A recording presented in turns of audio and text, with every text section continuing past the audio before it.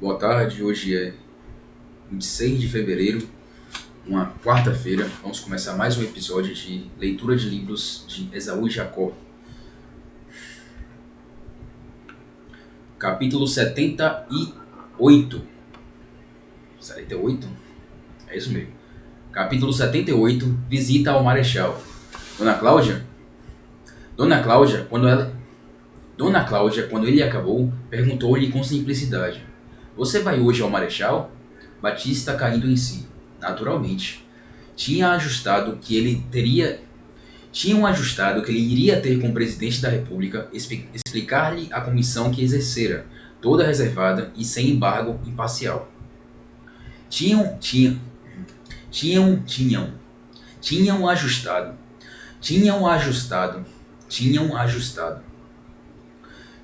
ajustado que ele iria ter com o presidente da República explicar-lhe a comissão que exercera, toda reservada e sem embargo imparcial. Tinham ajustado que ele iria ter com o presidente da República. Tinham ajustado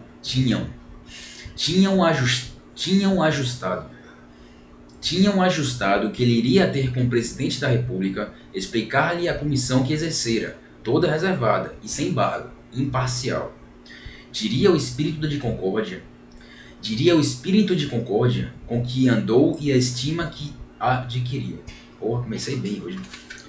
Diria o espírito de concórdia com que andou e a estima que adquiriu. Em seguida, falaria da conveniência de um governo que, pela fortaleza e pela liberdade, excedesse do generalíssimo e uma frase final bem estudada. Isso na ocasião, disse Batista. Não, é melhor levá-la feita. Eu lembrei-me desta. Creia, Vossa Excelência, que Deus está com os fortes e os bons. Sim, não é má. Você pode acrescentar um gesto que indique o céu. Isso é que não. Você sabe que não dou para gestos. Não sou ator. Eu, sem mexer o pé, inspiro respeito. Dona Cláudia dispensou o gesto. Não era essencial. Quis que ele escrevesse a frase, mas já estava de cor. Batista tinha uma boa memória. Naquele mesmo dia, Batista foi ao Marechal Floriano. Não disse nada às pessoas da casa. Contaria tudo na volta. Dona Cláudia também calou. Era por pouco tempo. Ficou esperando ansiosa. Esperou 2 mortais horas. Chegou a imaginar que lhe tivessem encarcerado o esposo por intrigas. Não era devota, mas o medo inspira devoção, e ela rezou consigo. Enfim, chegou Batista. Ela correu a recebê-lo. Alvoroçada, pegou-lhe na mão e recolheram-se ao quarto. Perpétua, veja o que são testemunhos pessoais na história, exclamou enternecida. Parecem 2 pombinhos. Batista contou que a recepção foi melhor do que esperado.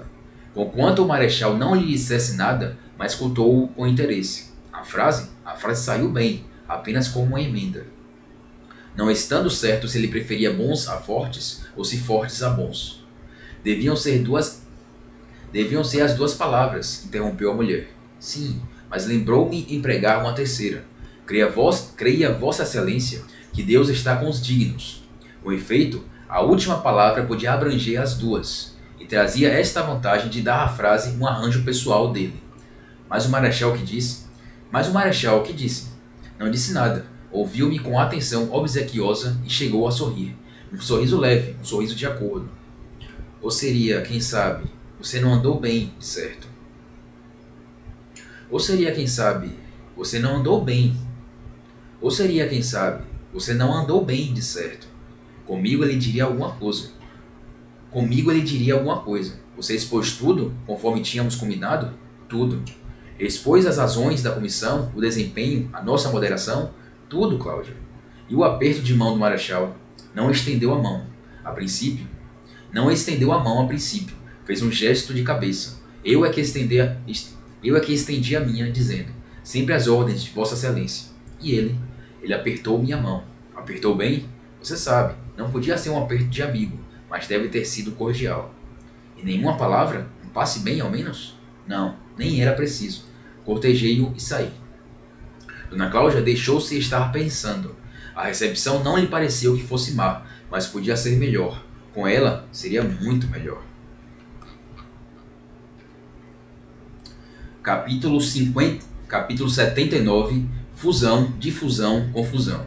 Atrás, falei das alucinações de Flora. Realmente eram extraordinárias. Em caminho, depois do desembarque, não obstante viram os gêmeos separados e a sós, cada um no seu cupé, cismou que os ouvia falar.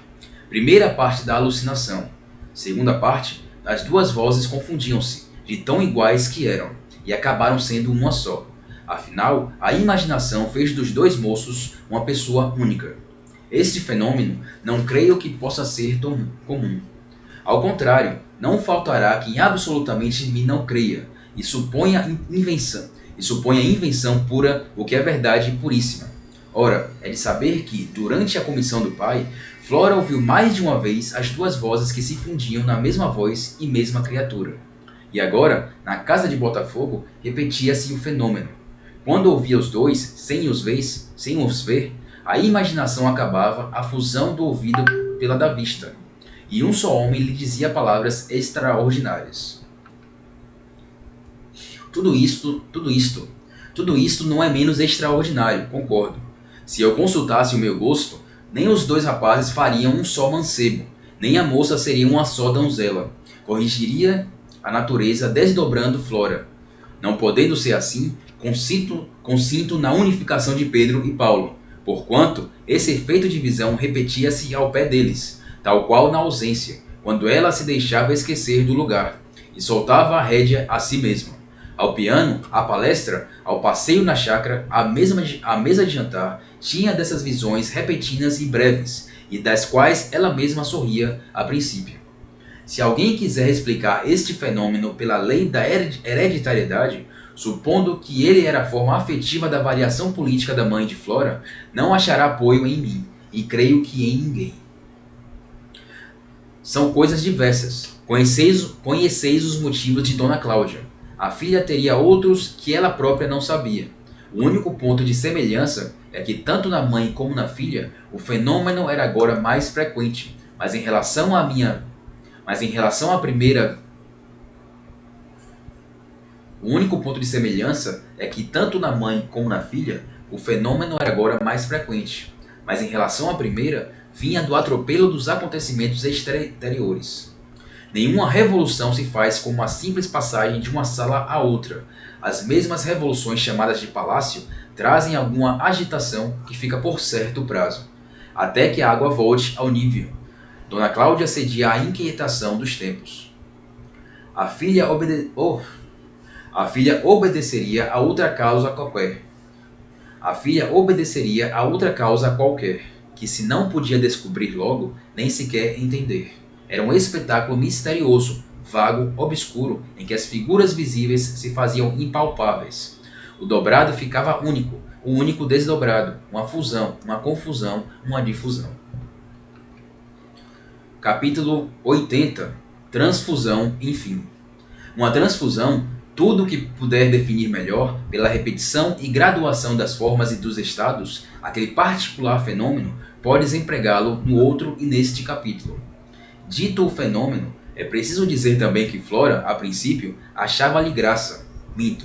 Nos primeiros tempos, como estava longe, não lhe achou nada. Depois, sentiu uma espécie de susto ou vertigem. Mas logo que se acostumou a passar de 2 a 1 e de 1 a 2, pareceu-lhe graciosa a alternação, e chegava a evocá-la com propósito de divertir a vista. Afinal, nem isto era preciso. A alternação fazia-se de si mesma. Umas vezes era mais lenta que outras, alguma instantânea. Não eram tão frequentes que confinassem com o delírio. Enfim, ela se foi acostumando e deleitando. Uma ou outra vez, na cama, antes de dormir, repetia-se o fenômeno, depois de muita resistência da parte dela, que não queria perder o sono. Mas o sono vinha, e o sono completava a vigília. Flora passeava então pelo braço do mesmo garçom amado, Paulo, se não Pedro, e ambos iam admirar estrelas e montanhas, ou então o mar, que suspirava ou tempestuava, e as flores e as ruínas. Não era raro ficarem os dois a sós, diante de uma nesga de céu, claro de luar, ou todo repregado de estrelas como um pano azul escuro. Era a janela, supõe. Vinha de fora a cantiga dos ventos mansos, um espelho grande, pendente de parede, reproduzia as figuras dela e dele, confirmando a imaginação dela. Como era sonho, a imaginação trazia espetáculos desconhecidos, tais e tantos que mal se podia crer bastasse o espaço de uma noite. E bastava, e sobrava. Sucedia que Flora acordava de repente, perdia o quadro e o vulto, e persuadia-se que era tudo ilusão, e raro então dormia. Se era cedo, erguia-se, andava, cansava-se, até adormecer novamente e sonhar outra coisa. Outras vezes, a visão ficava sem o sonho, e diante dela uma só figura esbelta, com a mesma voz namorada, o mesmo gesto súplice. Uma noite, indo a deitar-lhe os braços sobre os ombros, com o fim inconsciente de cruzar os dedos atrás do pescoço, a realidade, posto que ausente, clamou pelos seus foros, e o único moço se desdobrou nas duas pessoas semelhantes. A diferença deu às duas visões de acordada, um tal cunho de fantasmagoria, que Flora teve medo e pensou no diabo. Esse é o fim desse episódio de Esaú e Jacó.